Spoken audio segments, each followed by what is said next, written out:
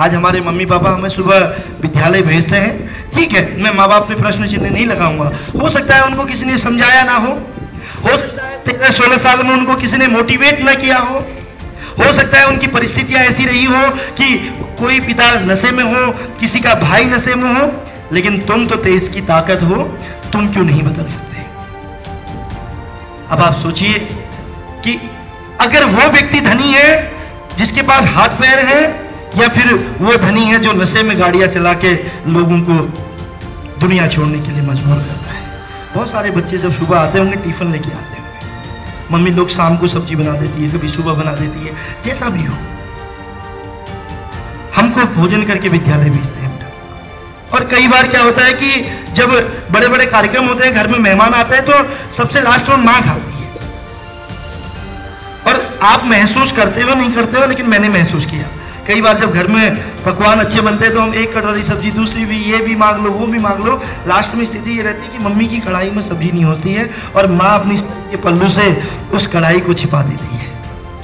कई बार तो पानी पी के कई बार कढ़ाई पूछ के माँ रोटी खा लेती है, कई बार पेट भर भी नहीं होता है।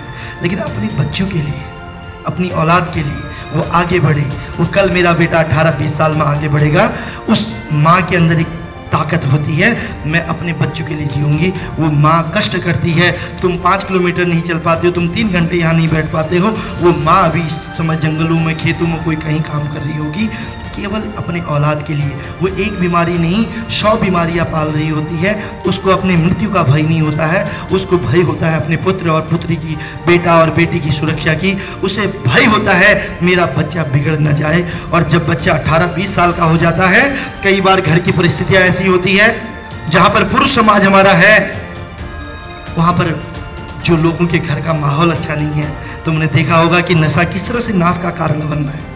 जब एक पिता रात को पी के माँ को पीटे, जब उसका परिवार बिखर जाए, तब उसको केवल आस किस पे होती है बेटा?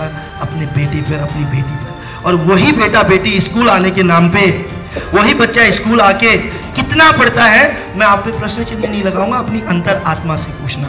लेकिन उससे भी बड़ा दुर्भाग्य बेटा, जब हम पढ़ लिख के आगे बढ़ जाते हैं, जब हम 2 पैसा कमाने लग जाते हैं, जिस समय हमें अपने माँ बाप की ताकत बनना था, उनके बुढ़ापे की लाठी बनना था, उस समय हम अपना जीवन साथी ढूंढने के लिए उन्हीं माँ बापों को घर से बाहर निकाल देते हैं। कई माँ बापों को वृद्धाश्रम और अनाथालयों में आप देख सकते हैं। सोचिए क्या हालत होगी उनकी माँ बापों की, जिनके 2 बेटे हैं।